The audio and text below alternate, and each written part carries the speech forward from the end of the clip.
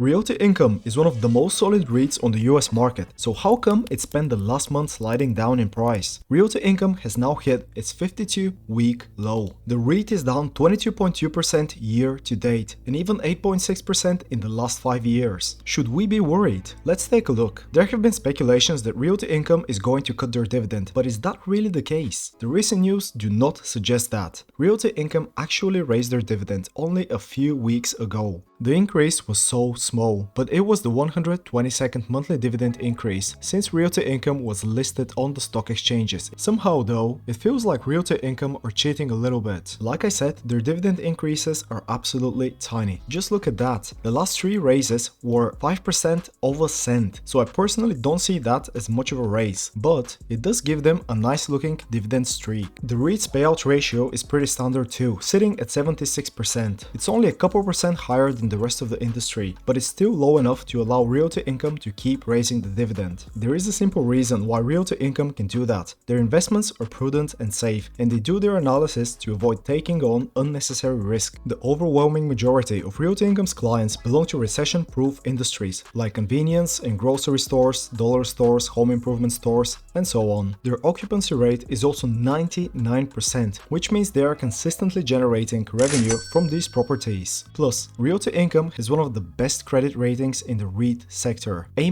from S&P Global and A3 from Moody's. There's only 7 other REITs in the S&P 500 with similar credit ratings. This allows Realty Income to borrow money cheaper than most of its competitors, and that means there are more opportunities that Realty Income can take advantage of. Realty Income also have a relatively low leverage for a REIT, sitting at 5.3 times. Overall, Realty Income is a solid REIT with stable operations. The main reason why it has been struggling over the last year and a half is simply due to inflation and interest rates. Wait, did I say inflation? Doesn't real estate do well in inflation because the price goes up? Yes, but the problem here is different, and it's related to rent increases. Realty Income's leases tend to include a contractual rent increase, which is good. The problem is that only 30% of their leases have uncapped CPI-based rent escalators, meaning that 70% of their portfolio is capped or not related to CPI. Over the last 10 to 15 years, this hasn't really been a problem because inflation was so low. However, periods of higher inflation like 2022 and 2023 can affect the real growth of Realty Income's rent. The company has seen only 1.5 to 2% growth in rent on an annual basis, which is obviously less than inflation. The good thing here is that Realty Income have recognized that. Newer contracts include clauses related to inflation. Interest rates are also a problem for 2 reasons. One, they make it more expensive to get debt financing for Realty Income. They also make it harder for tenants to afford the rent. 2, Realty Income's dividend yield becomes a lot less appealing to investors when you can get the same yield from risk-free notes and bonds. These factors alone could explain a big chunk of Realty Income's price drop. However, these are just temporary problems. Like Realty Income themselves have pointed out, the cap rates tend to lag a bit behind interest rates, but they catch up within a year or so. So even if interest rates stay up, that's not such a massive issue.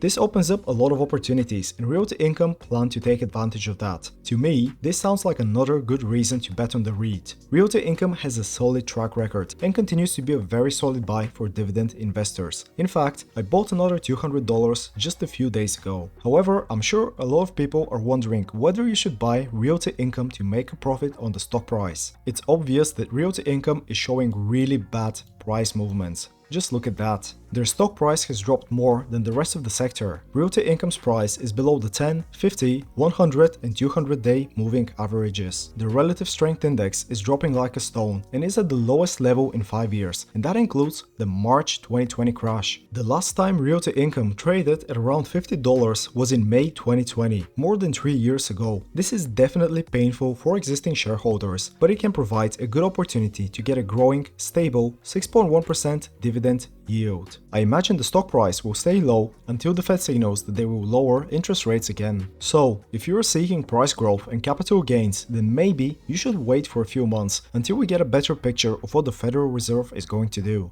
What do you think? Would you buy Realty Income now, or would you skip it? Let me know in the comments below. Thanks for watching, and I will talk to you again soon.